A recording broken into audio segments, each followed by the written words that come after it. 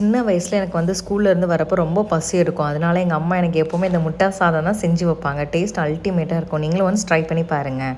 அதுக்கு பார்த்தீங்க அப்படின்னா எண்ணெய் ஊற்றிட்டு கடுகு, சீரகம், சோம்பு அதை நல்லா வதக்கிக்கோங்க. வெங்காயத்தை வந்து இந்த நீல வாக்கில் நறுக்குங்க. உங்களுக்கு சின்ன சின்னதாக வேணால் கூட நீங்கள் அந்த மாதிரி கூட நீங்கள் நறுக்கிக்கலாம். கூட பார்த்தீங்க அப்படின்னா கொஞ்சமாக பச்சை மிளகாய் குட்டி குட்டியாக நறுக்கிக்கோங்க. அது கூட வந்துட்டு கருவேப்பிலை நல்லா வதங்கினதுக்கப்புறமா ஒரு பெரிய சைஸ் தக்காளியை குட்டி குட்டியாக நறுக்கி சேர்த்துக்கோங்க. இது கூடவே நம்ம வந்து பொடிகளையும் சேர்த்துடலாம்.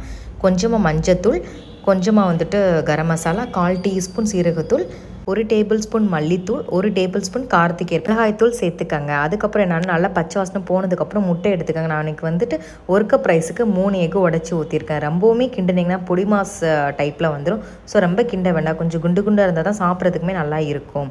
இப்போ என்ன பண்ணிங்க, நல்லா அது வறுப்பட்டதும் நம்ம வந்து வச்சுருக்க ரைஸை கூட சேர்த்துக்கங்க. ரொம்ப கிண்டிட வேண்டாம். கிண்டினீங்கன்னா வந்துட்டு முட்டை வந்து உடஞ்சிரும். ஸோ பார்த்தே கிண்டுங்க.